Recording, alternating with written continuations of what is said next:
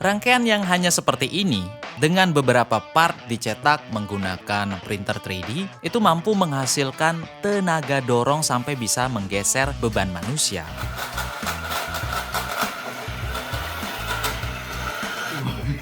Ini adalah sebuah robot sumo yang dikendalikan secara manual dan wireless melalui controller PlayStation. Nah, rencananya saya akan menjelaskan secara bertahap gimana cara bikin prototipenya. Bahkan mungkin dengan menggunakan remote yang akan kita buat sendiri.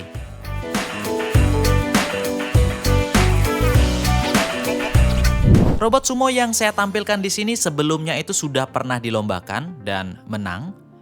Walau beberapa partnya itu terbuat dari bahan plastik yang dicetak menggunakan printer 3D. Walaupun gear dan beberapa part lainnya itu dicetak dengan printer 3D, tapi kekuatannya itu masih bisa kita pertimbangkan. Nah, karena pertandingan sumo bot itu saling dorong, tentunya bagian depan itu harus tidak ada celah sedikit pun. Dan juga robotnya harus memiliki torsi yang sangat besar. Bagian depannya di sini biar menempel dengan rapat, kita menggunakan mata pisau yang lurus seperti ini agar dia bisa rapat dengan lantainya. Untuk bagian kelistrikan dan elektronik terbilang juga cukup sederhana. Karena di bagian dalamnya seperti ini yang bisa kita lihat, hanya ada beberapa switching regulator yang mungkin saya pakai 2, ada baterai LiPo juga yang ampernya juga nggak terlalu besar, beberapa relay, dan tentunya di sini harus ada board ESP32 sebagai rangkaian penerima dari sinyal remote-nya. Di bagian bawah sini juga cukup sederhana, bahkan ini kita lihat kosong ya. Hanya di sini kita harus memastikan bahwa si sumo bot ini memiliki grip yang cukup untuk mendorong lawannya. Jadi pemilihan untuk karet rodanya itu harus kita pastikan dengan lantai yang akan kita pakai nantinya ya. Nah, kalau diperhatikan lebih detail lagi, rangkaiannya seperti ini nih, dengan ada 6 buah relay di dalamnya. Ini relaynya sebagai pengganti driver motor dan juga pengatur kecepatan motornya. Untuk yang mainan RC remote pasti udah tahu, ada relay yang fungsinya untuk switch tegangan dari tegangan kecil ke tegangan besar biar kecepatan motornya itu bisa berbeda. Nah, lalu untuk buat sistem remote-nya gimana? Nah, untuk buat sistem remote-nya di sini teman-teman harus menggunakan ESP32 juga karena dia support dengan Bluetooth dan juga Wi-Fi teman-teman ya. Seperti ini dia boardnya dan harganya juga di bawah 100 ribuan ya. Lalu kita juga memerlukan shield untuk ESP32-nya seperti ini dan ini juga harganya murah banget. Ini tuh fungsinya biar teman-teman nggak nyolokin kabel ke ESP32-nya langsung tapi ke sini gitu. Nah, ESP32-nya ini tinggal teman-teman hubungkan aja seperti ini. Nah, ini kayak gini. Nanti kabel jumper itu tinggal dicolokin ke shield ESP32-nya ini.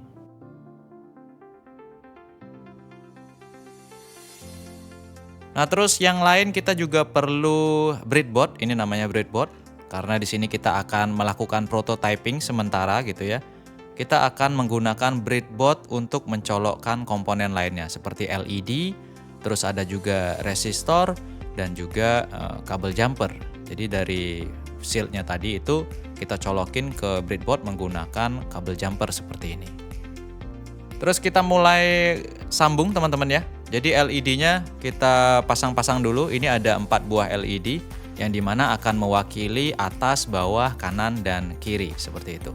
Jadi teman-teman juga harus tahu bagaimana penggunaan breadboard ini ya. Harus tahu mana yang nyambung, mana yang enggak. Nah, ini kayak gini hasilnya. Kalau teman-teman bingung, tenang aja, saya udah gambarin rangkaiannya. Jadi bisa lihat di gambar rangkaian yang sudah saya buat. Tinggal screenshot aja teman-teman. Nah, terus untuk remote-nya, seperti yang saya katakan, remote-nya ini sudah pernah saya buat tahun lalu gitu ya. Dan teman-teman bisa download nanti desainnya atau cetak sendiri atau bikin pakai board ESP32 biasa juga bisa. Karena ini basicnya juga menggunakan board ESP32 yang saya gambar ulang dan cetak di PCBWay. Nah, ngomongin PCBWay itu adalah tempat atau pabrik PCB tempat saya mencetak desain PCB saya. Mau desain remote-nya atau desain-desain yang lain, bahkan juga casing-casing itu beberapa kali saya cetak di PCBWay.com. Teman-teman tinggal cek aja seperti ini. Robot sumo ini peleknya itu saya cetak CNC di PCBWay. Bahkan juga desain board atau PCB saya juga cetak di PCBWay.com. Untuk harganya juga tergolong murah, 10 keping double layer itu teman-teman cuma bisa bayar sekitar $5 aja ya. Jadi 10 cm kali 10 cm, dan juga ada jasa CNC, 3D print, bahkan juga injecting molding, ada banyak jasa. Bahkan assembly PCB pun juga bisa teman-teman. Jadi langsung aja kunjungi PCBWay.com. Nah, kemarin PCB-nya itu masih sisa banyak, jadi saya solder lagi remote control saya ini dan saya program. Mungkin teman-teman juga nanya, programnya gimana? Ini programnya pakai kabel Type-C seperti ini, tinggal dicolokin aja ke laptop. Terus kita lanjut ke bagian codingnya nih.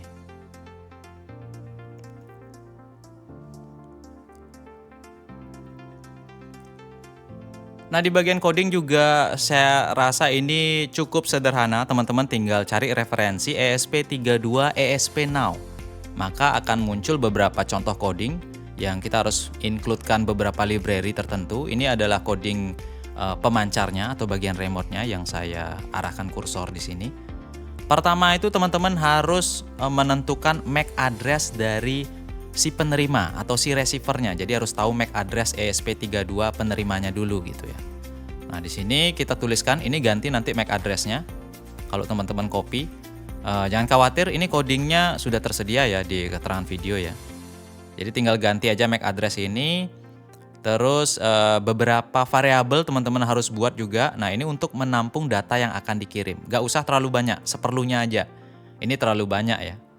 Dan setelah bikin variabel itu, di bagian bawah teman-teman bisa lihat di sini. Nah, ini pembacaan dari masing-masing sensornya. Sensor di sini itu joysticknya ya. Jadi ada pembacaan analog ini, ada baca analog ini. Jadi yang sebenarnya kita perlukan adalah 4 data analog aja. Ini banyak, ini sekalian joystick yang lagi satu, terus ada button juga. Tapi nggak semuanya nanti saya pakai gitu. Dan di bagian loop teman-teman bisa lihat, setelah pembacaan data itu bisa kita lakukan langsung pengiriman datanya. Sesimpel itu teman-teman. Baca data terus ngirimin dengan satu baris coding ini aja. Nah, setelah itu ini diupload ke ke alat remote-nya dan kita lanjut ke codingan di penerimanya, ESP32 yang sudah ada 4 LED-nya teman-teman. Nah, ini juga simple banget. Jadi tinggal kita capture aja data yang dikirimkan itu. Nah, karena dia pengirimannya array, jadi dia urut ya. D1 datanya berarti tadi my data A gitu ya. Dan kita nggak semuanya juga datanya kita ambil. Jadi ada beberapa data, yaitu di D3 dan di D4. Teman-teman bisa lihat di sini, data D3 dan D4 itu saya gunakan referensi untuk menyalakan LED-nya. Kalau dia lebih dari sekian nilainya, maka LED mana yang akan nyala. Kalau dia kurang, maka LED mana. Nah, seperti itu. Jadi ini masih simpel untuk nyalain LED aja gitu, belum sampai nyalain ngontrol dinamo ya teman-teman ya.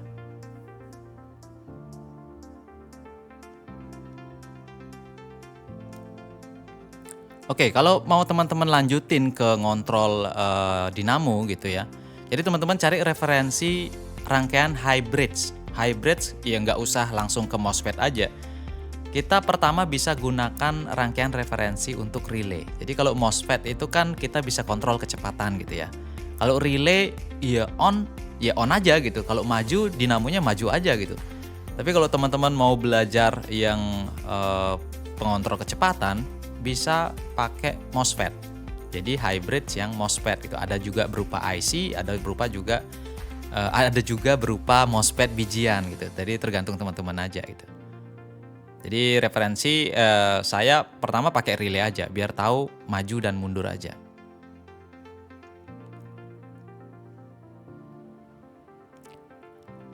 Nah, setelah dua alat ini diprogram, kita coba ya. Ini remote-nya sebenarnya bisa dinyalakan dengan menggunakan baterai teman-teman ya. Cuman baterai lipo saya sedang habis. Ini sebenarnya ada mode chargingnya juga, bisa nyalain pakai baterai. Tapi di sini saya nyalakan menggunakan power bank aja. Nah, tampilannya seperti ini. Dan joystick yang akan saya gunakan itu cuma satu di bagian ini ya. Teman-teman bisa lihat, saya arahkan joysticknya atas bawah, maka ada LED atau LED yang menyala. Jadi masing-masing arah itu terwakilkan oleh satu buah LED. Saya arahkan ke atas, satu LED menyala. Kalau saya arahkan ke pojok, maka dia akan ada dua LED yang menyala. Karena kan ada dua arah yang diarahkan gitu. Apa sih? Nah, seperti ini, simple banget teman-teman.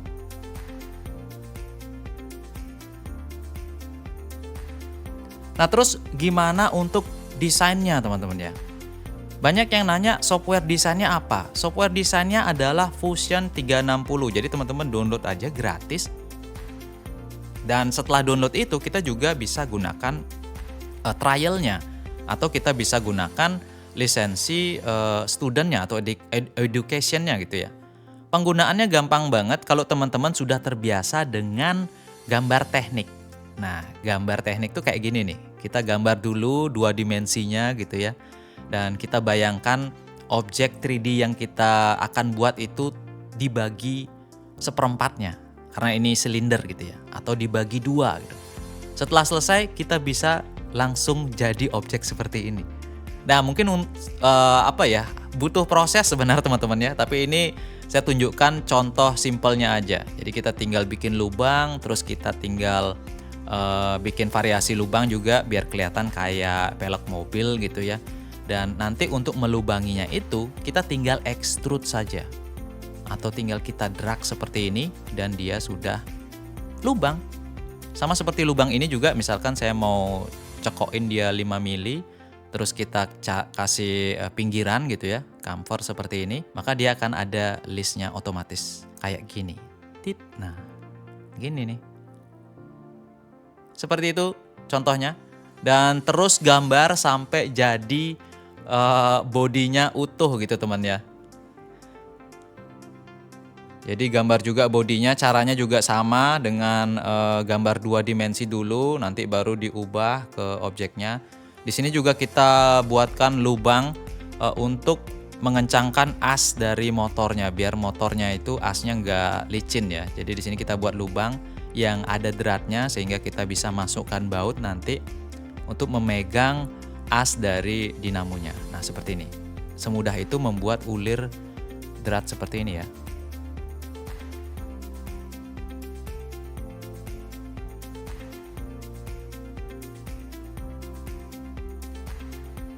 Nah, seperti yang saya info, setelah berhasil seperti ini, lanjut ke desain komplitnya.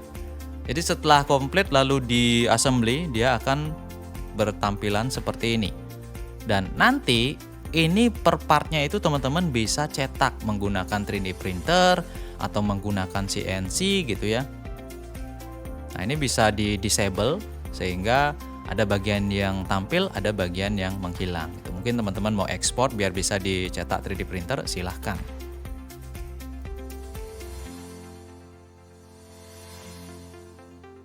Nah, di sini yang akan saya cetak di PCBWay itu tentunya bagian peleknya ya. Peleknya saya akan cetak menggunakan metode CNC dengan bahan aluminium, teman-teman. Nah, setelah datang ternyata hasilnya cukup memuaskan dan wah, ini sudah dilapisi ya. Apa istilahnya, anodize gitu ya. Ini sebenarnya bahannya aluminium, karena di anodize warna hitam dia jadinya keren kayak gini. Ini sesuai dengan gambar yang saya buat tadi. Dan presisi banget. Kayak gini.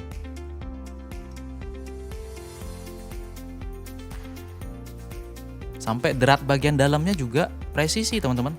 Ini nggak kelihatan ya. Ini ada drat di dalamnya nih. Nah, kalau dikasih karet roda seperti ini dia. Pas sesuai dengan ukurannya. Nah, kalau kita bandingkan dengan hasil 3D print gitu ya, dia mungkin ya agak beda. Ukurannya mungkin sama, cuman kualitasnya itu agak beda ya. Dan untuk lubangnya mungkin yang 3D print kurang presisi, tapi kalau yang CNC udah pasti presisi. Kalau kita pasang dinamonya itu sudah langsung masuk pas seperti ini. Nah, di sini kita sudah berhasil membuat koneksi remote. Dan selanjutnya mungkin kita akan lanjutkan membuat desain PCB-nya. Dan akan kita taruh itu nanti di atas desain SumoBot Mini ini. Lengkap dengan, nggak mungkin kita pakai relay ya, dengan driver motor lah ya. Jadi SumoBot-nya kita buat sendiri, remote-nya kita buat sendiri. Dan ya mungkin bisa kita gunakan untuk lomba nantinya, ada SumoBot Mini atau gimana. Menurut teman-teman gimana nih? Cukup keren untuk desainnya? Sudah ada bayangan, sudah ada ke-trigger kah? Ingin membuat sesuatu apa dengan metode remote yang simple ini? Tulis di kolom komentar teman-teman. Oke, mungkin sekian dulu. Sampai jumpa di video selanjutnya.